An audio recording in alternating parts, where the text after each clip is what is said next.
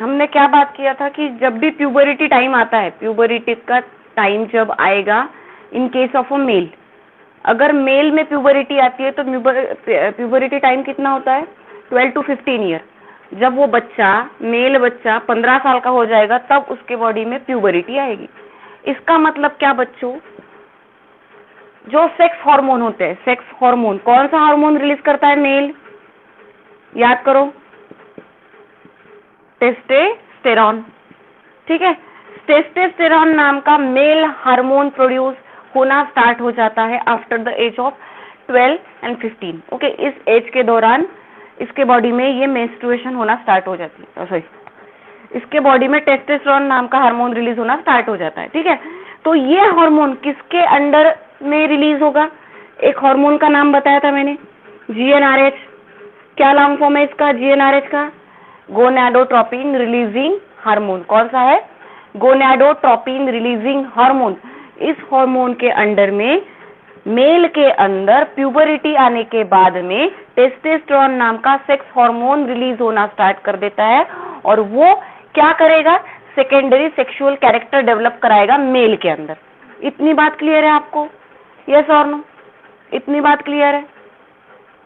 ठीक है, अब देखो, तुम लोग रिप्लाई क्यों नहीं देते रहे? ग्रुप पे भी तुम्हारे रिप्लाई नहीं रहते, सोए पड़े रहते क्या तुम ऐसे? मला नाही का रिप्लाई नाही दिला ना खूप चिड येते, बोलता नहीं येत तुम्हाला?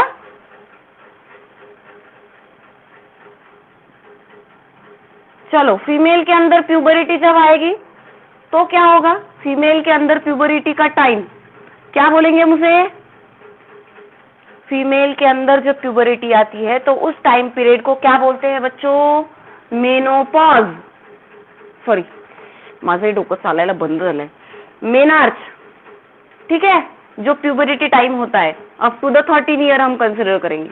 उसके बाद में जब प्यूबरिटी स्टॉप हो जाती है, मेंस्ट्रुएशन स्टॉप हो जाता है, उसे बोला है हमने मेनोपॉज। क्या बोला है? Menopause. Up to the 45 to 55 year. ठीक है, ये भी इसके बॉडी में हार्मोन जो रिलीज हो गए, हार्मोनल जो चेंजेस हो गए, कल मैंने एक डायग्राम ड्रॉ करके दिखाई थी आपको, कुक्की की, कुक्की नाम बताया था मैंने उसका। क्या करेगा वो? अगर प्यूबरिटी हिट हुई, प्यूबरिटी हिट होने का मतलब होता है कि हाइपोथैलेमस जो ग्लैंड है, वो hypothalamus gonadotropin releasing hormone release करना स्टार्ट कर देता है और पिट्यूटरी ग्लैंड से दो हार्मोन रिलीज होते हैं। कौन से बच्चों? Yes, FSH, follicle stimulating hormone, follicle stimulating hormone, और LH, ल्यूटेनाइजिंग हार्मोन। ये दो हार्मोन रिलीज करना स्टार्ट कर देती है पिट्यूटरी ग्लैंड। अब इसका रिलीज जब स्टार्ट होता है FSH का और LH का जब रिलीज स्टार्ट होता है तो डायरेक्टली फीमेल बेबी के, बेबी मतलब जो 13 साल की बच्ची है, उस 13 साल की बच्ची के ओवरीज के ऊपर एक्ट करना स्टार्ट कर देता है। ठीक है, तो वो एक्शन स्टार्ट होने के बाद में उसके बॉडी में क्या क्या चेंजेस आते हैं आफ्टर प्यूबरिटी, वो हम डिस्कस करेंगे under the heading of menstrual cycle. किसके अंदर में? मेंस्ट्रुअल साइकिल में। मतलब मेंस्ट्रुएशन कैसे होता है, प्रेगनेंसी कैसे कैरी हो सकती है, कौन से दिन ओव्यूलेशन होता है, ये सब आज हम पढ़ने वाले हैं। किसमें? मेंस्ट्रुअल साइकिल में। ठीक है, तो ये बात क्लियर होगी। अब मेनोपॉज रहे, मेनार्च रहे या फिर मेंस्ट्रुअल साइकिल रहे, मेनोपॉज, मेनार्च या फिर मेंस्ट्रुअल साइकिल, तीनों की तीनों स्टेजेस किसके अंडर में कैरी आउट हो रही है? हार्मोनल चेंजेस के अंडर कैरी आउट हो रही है। मतलब प्यूबरिटी आने के बाद में फीमेल बॉडी के अंदर कुछ हार्मोन रिलीज करना स्टार्ट कर देते हैं और वही हार्मोन्स होते हैं जो उनमें मेंस्ट्रुएशन कराते हैं। ठीक है, तो मेंस्ट्रुअल साइकिल बच्चों 5 फेजेस में डिवाइड की गई है मेंस्ट्रुअल साइकिल को। ठीक है, चलो, मेंस्ट्रुअल साइकिल को 4 स्टेजेस में डिवाइड किया गया है। एक है मेंस्ट्रुअल फेज, दूसरे फेज का नाम बताओ। दूसरी है प्रोलिफरेटिव फेज। ठीक है, तीसरी है ओव्यूलेटरी फेज और चौथी है, लास्ट वाली कौन सी फेज है? Secretary phase. Secretory phase. Clear है बात? ये 4 फेजेस में मेंस्ट्रुअल साइकिल कंप्लीट होगी। अब देखते हैं होता क्या है। सबसे पहले बात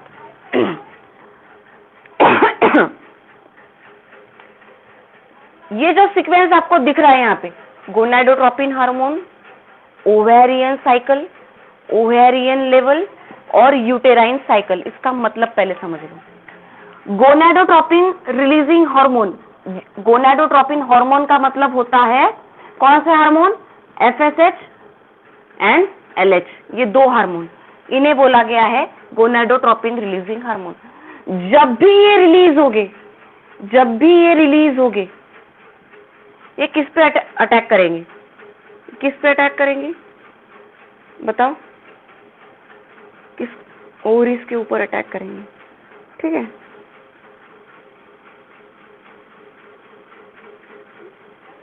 अब अच्छे से नहीं ड्रॉ कर रही हूं मैं, शॉर्टकट डायग्राम ड्रॉ।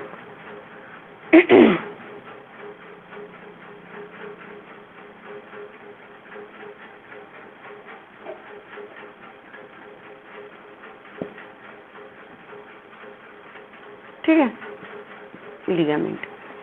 तो जब भी हार्मोन, ये ऊपर की बॉडी है, इसका ब्रेन है, ये कुक्की का ब्रेन है और वहां से हार्मोन रिलीज हो रहे हैं। सबसे पहले स्टार्ट हो जाएगा इसकी ओवरीज में अटैक करना। ठीक है, तो ये आया और अटैक किया ओवरीज के अंदर। ओवरीज के अंदर क्या क्या पड़ा हुआ है? ओवरीज के अंदर कल हमने एक डायग्राम ड्रॉ की कि छोटे छोटे फॉलिकल्स है। ठीक है, वो बड़े हो रहे हैं साइज में। साइज में बड़ा होना कब स्टार्ट करेंगे? वो ओवेरियन फॉलिकल कब बड़ा होना स्टार्ट करते हैं? जब प्यूबरिटी आती है। यस और नो? कल मैंने आपको समझाया था कि जब प्यूबरिटी आता है फीमेल के अंदर, तभी एफएसएच और एलएच रिलीज होना स्टार्ट कर देता है और वो ओवरीज के ऊपर अटैक करना स्टार्ट कर देती है। ये ओवरी है, ओवरी के अंदर ये फॉलिकल छोटे से बड़े हो रहे हैं, बड़े हो रहे हैं, बड़े हो रहे हैं। कैसे कैसे हो रहे हैं आगे पढ़ेंगे हम। ठीक है, तो जैसे ये हार्मोन रिलीज किया, उस हार्मोन ने ओवेरियन साइकिल चलाई। ओवेरियन साइकिल मतलब फॉलिकल्स के अंदर चेंजेस आए। उसके बाद में फॉलिकल के अंदर चेंजेस आने के बाद में ये जो फॉलिकल्स है, ये बन रहा है ना यहाँ पे, प्राइमरी सेकेंडरी टर्शियरी कल देखा है हमने। ध्यान से सुनो ये बात, थोड़ा कॉम्प्लिकेटेड टॉपिक है और समझने के लिए टाइम लगता है। मैंने बोला ये फॉलिकल्स बड़े हो रहे, प्राइमरी सेकेंडरी टर्शियरी ग्राफियन, ये सीक्वेंस हमें पता है। अब बच्चों जब ये बड़े होते हैं तो उसमें से कुछ हार्मोन रिलीज होते हैं और उन हार्मोन्स का नाम है एस्ट्रोजन। अरे ड्रॉ नहीं किया मैंने, एस्ट्रोजन और प्रोजेस्टेरोन। दूसरा वाला ड्रॉ कर देती हूँ यहाँ पे, एस्ट्रोजन एंड प्रोजेस्टेरोन। ये वाला ब्लू लाइन से दिखा रही हूँ मैं यहाँ पे, प्रोजेस्टेरोन। ठीक है, सुनो मेरी बात, ये हार्मोन रिलीज हुआ, उसने इसमें चेंजेस लाए, ओवेरियन साइकिल चलाई, मतलब ओवेरियन फॉलिक के अंदर चेंजेस लाए। जैसे जैसे फॉलिकल्स बढ़ने लगे, जैसे जैसे साइज में बढ़ने लगे, वैसे वैसे ये कुछ हार्मोन्स रिलीज करना स्टार्ट करते थे। उन हार्मोन्स का नाम है एस्ट्रोजन एंड प्रोजेस्टेरोन। ठीक है, अब इसमें चेंजेस आए, इसमें जैसे ही चेंजेस आते हैं वैसे ही यहाँ पे ये यूटेरस वॉल है, यूटेरस की वॉल याद करो, कितनी वॉल थी यूटेरस में? 3 वॉल थी, पेरीमेट्रियम, मायोमेट्रियम, इंडोमेट्रियम। ठीक है, और ये जो दिख रही है ना आपको ये वाली, ये इंडोमेट्रियम वॉल है। ठीक है, तो जैसे ही एस्ट्रोजन और प्रोजेस्टेरोन रिलीज करना स्टार्ट कर देते हैं वैसे ही इसके वॉल में चेंजेस आते हैं। इतनी बात क्लियर है? फ्लो ऐसे चलेगा, ऐसे ऊपर से नीचे ये सारे चेंजेस कैरी आउट होगी। इतनी बात समझ में आई? ये फ्लो वाला समझ में आया इधर का? Everyone reply. ठीक है, तो ये ऐसे इस तरीके से चेंजेस आएंगे। अब देते हैं डायग्राम के ऊपर, देखते हैं कि क्या क्या होगा। सबसे पहली फेज, जो लिखा हुआ है वो छोड़ दो, तुम्हारे बुक में जो लिखा हुआ है, जो मैं बताऊंगी वही सारी चीजें वहां पे लिखी हुई है। अब पहले डायग्राम के ऊपर से पढ़ते हैं। सबसे पहले बच्चों मेंस्ट्रुअल फेज चलती है। मेंस्ट्रुअल फेज में होता क्या है? तो मेंस्ट्रुअल फेज में सबसे पहले ये देखो यहाँ पे मेंसेस, पहले 5 दिनों में मेंसेस पास होती है। मेंसेस पास होना मतलब ब्लड फ्लो होना, ब्लड फ्लो होना। ये ब्लड फ्लो होना क्यों स्टार्ट कर देता है? क्योंकि यूटेरस की जो वॉल होती है, यूटेरस की जो वॉल होती है इंडोमेट्रियम जिसे हम बोलते हैं, ये वाली इंडोमेट्रियम वॉल जो है ये टूट जाती है। वीपिंग बोला इसे, वीपिंग मतलब रोना।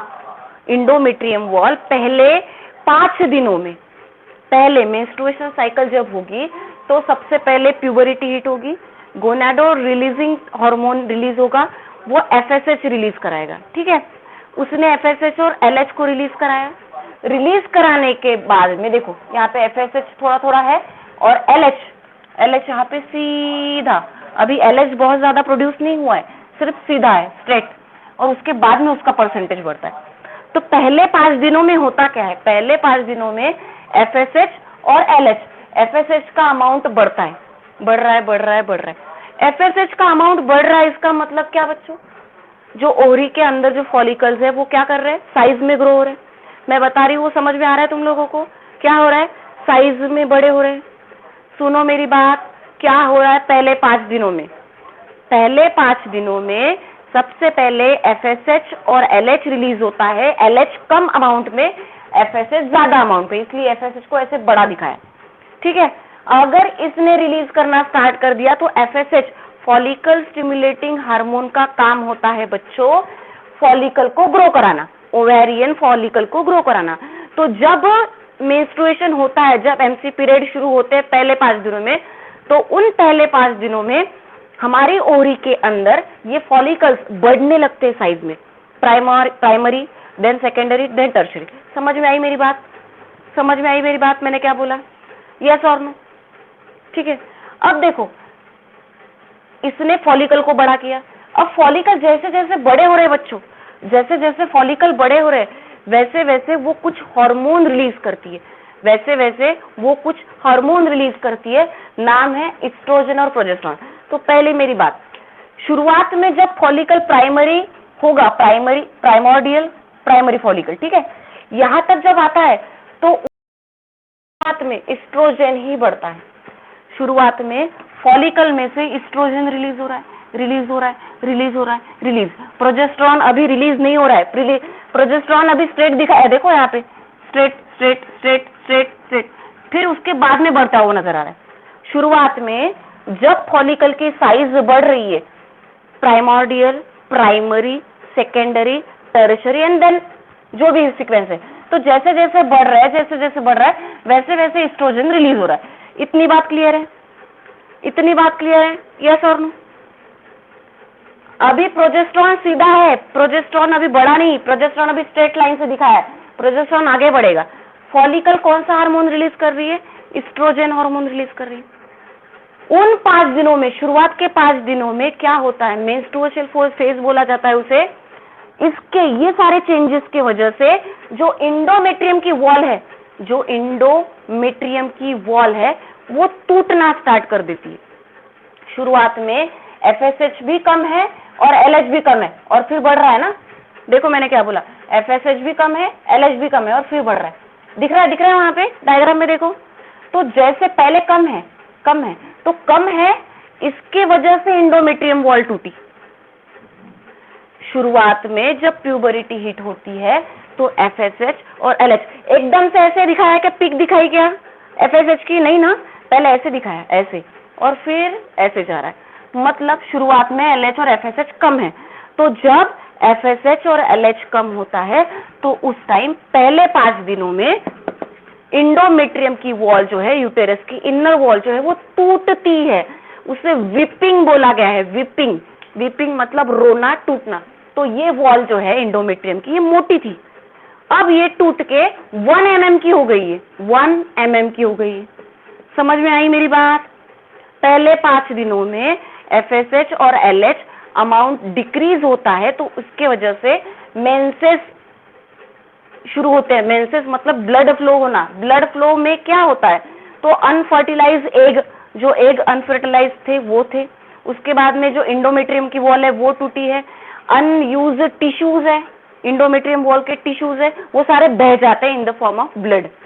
ये 5 दिनों में, ठीक है। उसके बाद में फॉलिकल बढ़े, फॉलिकल की साइज बढ़ी, साइज बढ़ी, साइज बढ़ी। जैसे जैसे साइज बढ़ रही है वैसे वैसे ये एस्ट्रोजन रिलीज कर रहा है और ऊपर फॉलिकल स्टिमुलेटिंग हार्मोन भी बढ़ रहा है। ठीक है, कब तक बढ़ेगा ये, कब तक बढ़ेगा? 14 दिन तक, 14th डे तक। देखो एस्ट्रोजन बढ़ रहा है, बढ़ रहा है, बढ़ रहा है। कब तक बढ़ा? जब तक के ग्राफियन फॉलिकल टूट ना जाए। जब तक के ग्राफियन फॉलिकल टूट ना जाए तब तक एस्ट्रोजन की लेवल बढ़ती है, क्योंकि एस्ट्रोजन कौन रिलीज करता है? एस्ट्रोजन कौन रिलीज करता है? मी काय बोलते ते कळतंय का? हळू सांगू,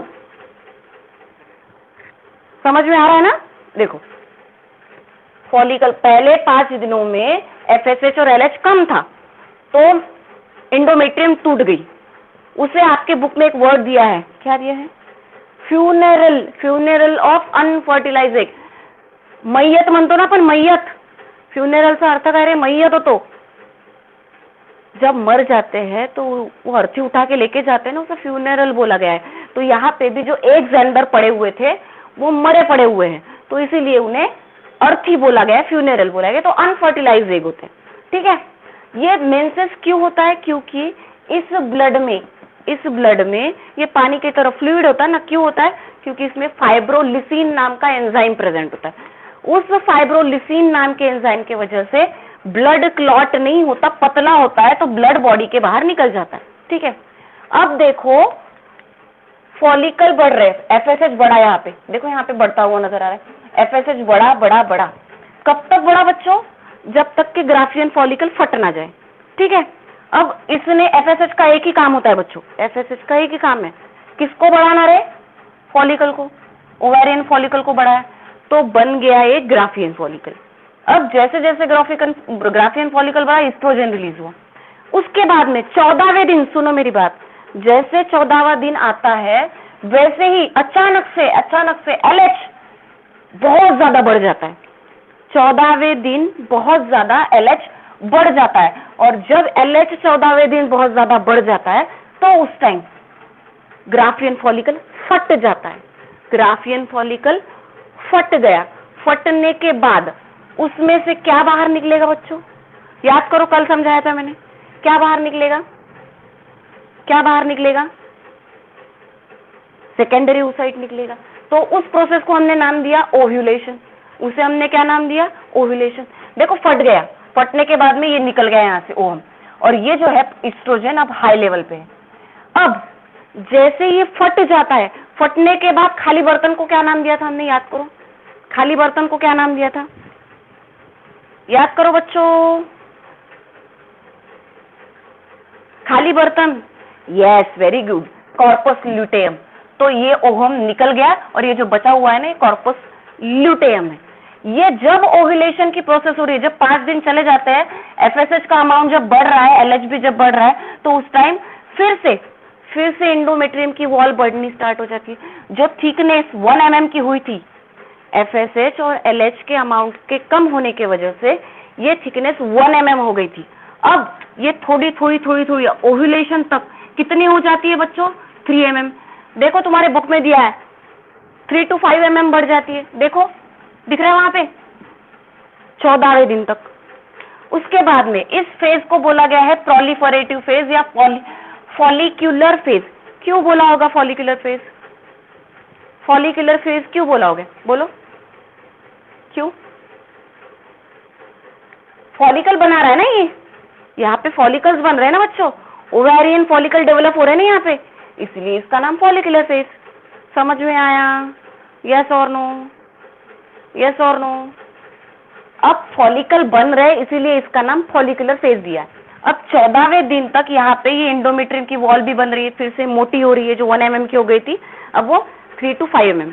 अब देखो 14वें दिन जैसे एलएच का अमाउंट बढ़ा तो ये फट गया, ओवल बाहर निकल गया, और बचा हुआ इसका नाम रखा गया कॉर्पस ल्यूटेयम। और कॉर्पस ल्यूटेयम बच्चों प्रोजेस्टेरॉन रिलीज करता है। देखो यहाँ पे, देखो देखो देखो देखो, पहले स्ट्रेट दिखाया था, अब बढ़ गया प्रोजेस्टेरॉन, दिख रहा है यहाँ पे।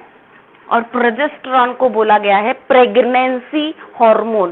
क्या बोला जाता है इसे? Progesterone, pregnancy hormone. Pregnancy hormone का मतलब होता है कि ये जो वॉल है जिस इसमें बेबी पलेगा, क्योंकि ओहम निकल चुका है यहाँ से, ठीक है, ओवरी में से ओहम निकल चुका है। कॉर्पस ल्यूटेम को नहीं पता फर्टिलाइजेशन होगा या नहीं होगा। कॉर्पस ल्यूटेम का एक ही काम है, प्रोजेस्टेरॉन नाम के हार्मोन को रिलीज करना। क्यों? क्योंकि ओवरी से ओहम निकल चुका है। अब ये जो इसका काम है प्रोजेस्टेरॉन का, ये जो वॉल है ना उसे मोटा करता है, क्योंकि इसमें बच्चा रहना चाहिए, तो इसीलिए उस वॉल को वो ठीक बनाता है। अप टू द टाइम तक प्रोजेस्टेरॉन जो है, जो कार्पस ल्यूटेम बना रहा है, वो इस वॉल को मोटा करता है, क्योंकि इसे पता नहीं है फर्टिलाइजेशन हुआ या नहीं हुआ। इसे इतना ही पता है कि भाई मैंने ओहम को भेज दिया, ओहम अब फर्टिलाइज होए ना या ना होए मुझे नहीं पता। क्या हुआ इसे इतना पता है कि मुझे प्रोजेस्टेरॉन, अगर इफ इन केस ओहम जो निकला है वो फर्टिलाइज हो जाए और जाइगोट फॉर्मेशन हो जाए, बेबी प्रेगनेंसी रह जाए, तो बेबी को रहने के लिए जगह चाहिए। तो इसीलिए ये कॉर्पस ल्यूटेयम हमारी इस इंडोमेट्रियम वॉल को मोटा करता है, ताकि क्या करे, बेबी वहां पे रह पाए। लेकिन इसे नहीं पता कि फॉर्मेशन मतलब जाइगोट फॉर्मेशन हुआ, फर्टिलाइजेशन हुआ या नहीं हुआ। ठीक है, अब देखो, अगर फर्टिलाइजेशन नहीं हुआ, अगर फर्टिलाइजेशन नहीं हुआ तो क्या होगा? ये जो कॉर्पस ल्यूटेयम है किस में कन्वर्ट होगा बताओ? वेरी गुड, कॉर्पस अल्बिकन्स में कन्वर्ट होगा। ये क्या है? अगर फर्टिलाइजेशन नहीं हुआ, फर्टिलाइजेशन हुआ तो प्रोजेस्टेरॉन रिलीज करेगा। प्रोजेस्टेरॉन रिलीज होने के बाद में इंडोमेट्रियम की वॉल मोटी होगी, और ये जो है ओहम वो घूमते घूमते घूमते घूमते कहाँ पे आएगा बच्चों? ओवरी में से। कहाँ पे आएगा? ओवरी में से कहाँ पे आएगा? यूटेरस में आएगा ना? यस और नो? यस और नो? ठीक है, तो सुनो मेरी बात। अब 5वें दिन तक मेंसेस हुए, 14वें दिन में ओवम बाहर निकला। ओवम बाहर निकलने के बाद में नेक्स्ट फेज में क्या हुआ? प्रोजेस्टेरॉन रिलीज हो रहा है, मतलब इंडोमेट्रियम की वॉल बन रही है। इफ इन केस फर्टिलाइजेशन नहीं हुआ, इफ इन केस फर्टिलाइजेशन नहीं होगा तो क्या होगा? फिर से सेम सिचुएशन, LH का अमाउंट कम हो जाएगा, LH और FSH का अमाउंट कम हो जाएगा, और इंडोमेट्रियम फिर से टूट जाएगी, और फिर से 5 दिन के मेंस्ट्रुएशन साइकिल शुरू हो जाएगी। मैंने क्या बोला? मेंस्ट्रुअल जो फेज है, मेंस्ट्रुएशन जो फेज है वो 5 दिन की है। उसके बाद में जो प्रोलिफरेटिव फेज है वो 5 से 14 दिन की है, मतलब 5वें दिन से लेके 13वें दिन तक की है। ओव्यूलेटरी जो फेज है वो एक ही दिन की है, 14वां दिन, ये एक ही दिन की फेज है। और लास्ट जो फेज है वो सबसे बड़ी फेज होती है, वो 15वें दिन से लेके 28 दिन तक, मतलब फीमेल में जो मेंस्ट्रुअल साइकिल चलती है बच्चों, वो 28 दिन की साइकिल होती है। ओहम जो निकला, ओव्यूलेशन होके ओहम जो निकला वो 1 दिन जिंदा रहता है, स्पर्म जो होते हैं वो 2 दिन जिंदा रहते हैं, और कॉर्पस ल्यूटेयम की जो लाइफ होती है वो 15 दिन की होती है। कितनी? 15 दिन की। क्लियर है मेरी बात? फिर से एक बार समझाओ, बोलो, फिर से एक बार समझाओ। देखो, शुरुआत में क्या हो रहा है यहाँ पे? सबसे पहले प्यूबरिटी हिट करना, हार्मोन रिलीज हुआ, GnRH हार्मोन रिलीज हुआ, और हार्मोन रिलीज होने के बाद में, प्यूबरिटी के बाद में, जब वो 13 साल की हो जाती है उसके बाद में ये सारी प्रोसेस होती है। तो पहला महीना हम कंसिडर कर सकते, पहला महीना जब वो बच्ची पहली बार मेंस्ट्रुएशन उसके बॉडी में हुआ होगा।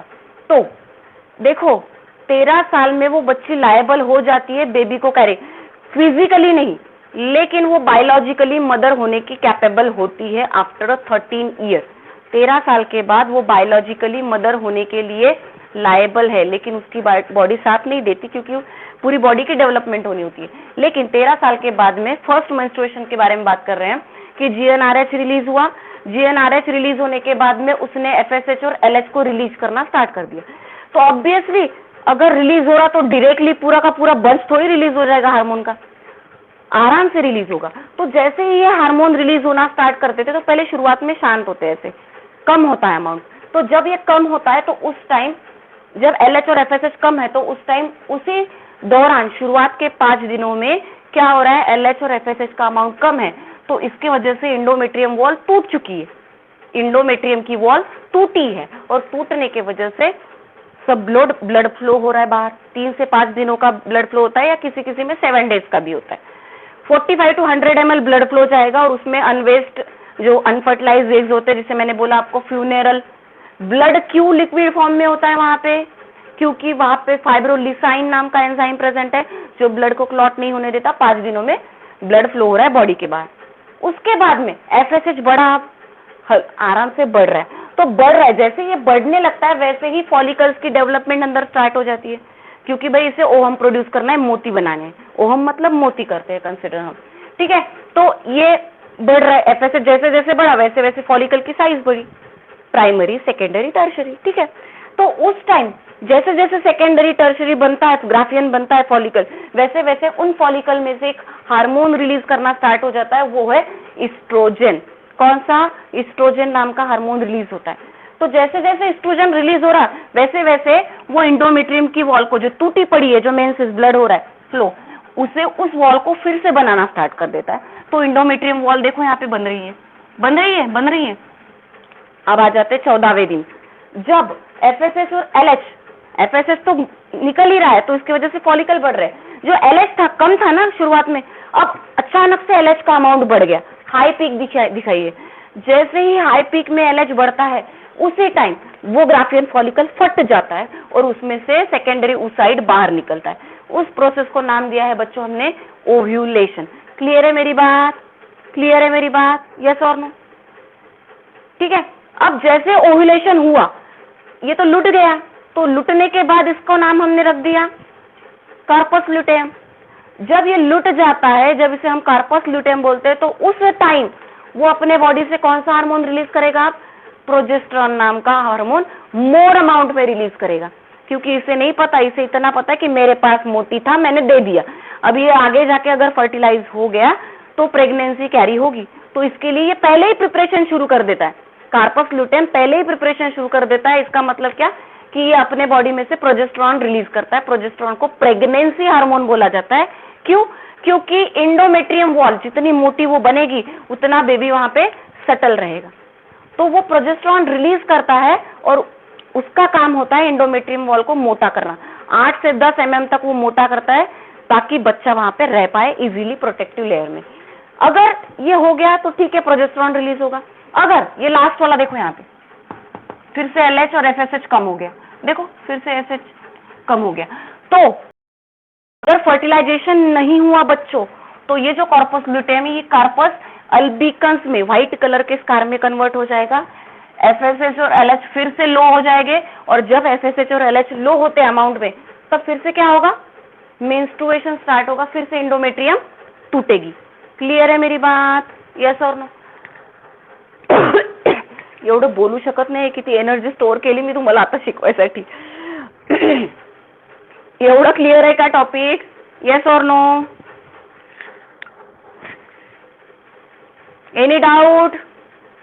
मेन्स्ट्रुएशन सायकल समजणं खूप कॉम्प्लिकेटेड गोष्ट आहे बाळांनो। ती जर तुम्हाला एकदा समजली तर मग त्याच्यामध्ये काहीही लिहिलेलं असो तुम्हाला माहिती आहे की कुठे कुठे काय काय झालं। डायग्राम खूप जास्त इम्पॉर्टंट आहे। या डायग्रामच्या भरोशावरच तुम्ही सगळं मेन्स्ट्रुअल सायकल एक्सप्लेन करू शकता। कोणाला डाऊट असेल तर विचारा, कोणाला डाऊट असेल तर विचारा। Any doubt? क्लियर आहे सगळ्यांना? चला, मी जास्त वेळ क्लास घेत नाही कारण की माझी कॅपॅसिटी नाही आहे जास्त वेळ। आता मला तुम्हाला तुमचा लॉस करायचा नव्हता म्हणून मी लेक्चर स्टार्ट केले। चला उद्या भेटू। उद्या मग मी टायमिंग सेंड करते तुम्हाला, पेपर नसेल उद्या तर। ठीक है एवरीवन? ठीक है, चलो बाय बच्चों।